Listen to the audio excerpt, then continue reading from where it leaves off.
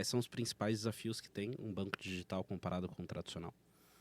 Se você parar para pensar um pouco, né, eu vou convidar aqui para uma reflexão. Quando a gente fala dos bancos digitais, a gente está falando de empresas no geral ali que devem ter próximo a uma década de vida, né? Então, imagina que você começa uma empresa do setor financeiro. O último departamento que você vai pensar em estruturar é a cobrança. Primeiro você quer validar se aquele teu business dá certo, se funciona. Então, o último departamento que você vai pensar é em montar uma cobrança. Então, primeiro você começa pelo crédito, né? E já caiu por terra aquela narrativa de que o cliente que procura um banco digital está procurando uma conta grátis, né? Até porque hoje conta grátis todo mundo dá, dependendo ali do nível de serviço, tal, você tem uma oferta de conta grátis ali, então no final das contas, o que é um diferencial para um banco digital, né, é a oferta de crédito que tem que ser diferente de um banco tradicional.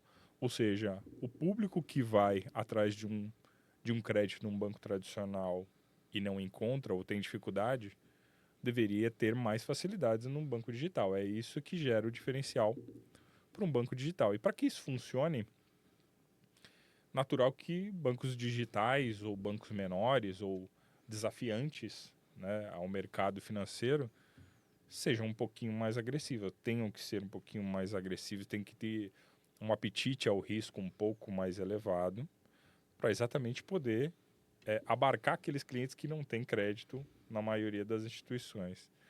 Então você tem uma carteira, você tem a formação de uma carteira de crédito, no geral, um pouco mais arriscada, né? E pensa que quando você tem uma carteira de crédito um pouco mais arriscada, em dado momento você vai requerer um time de cobrança mais robusto, só que você é um novo desafiante, um novo player nesse mercado.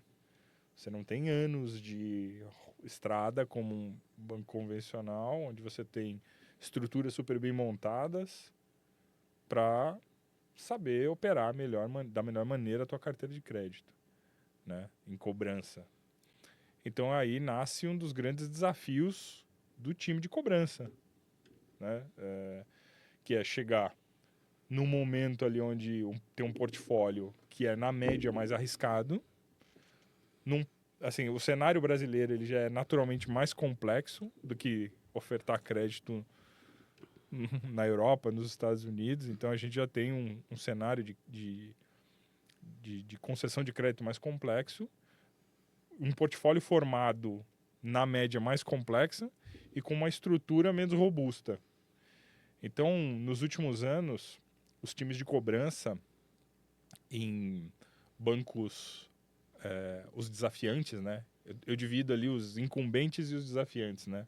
Para não falar que só são bancos digitais, né? Os desafiantes, os profissionais de cobrança tiveram um desafio muito grande, que é chegar nessas instituições, ver um portfólio já de tamanho razoável, com um risco elevado, né? Para um público de clientes assim com risco um pouco acima da média e com uma retaguarda de cobrança ainda não construída, né? Então, aí nascem desafios muito grandes de como é que eu crio políticas que sejam de fato eficientes para a contenção dessa inadimplência ou dessa rolagem. Qual é a dose certa de como eu devo segmentar essa carteira e aplicar as políticas para cada grupo daquele que compõe aquela carteira de crédito. Então, acho que a grande diferença hoje, quando a gente fala de bancos digitais, em termos de concessão de crédito, tem um nível ali de desafio mais elevado.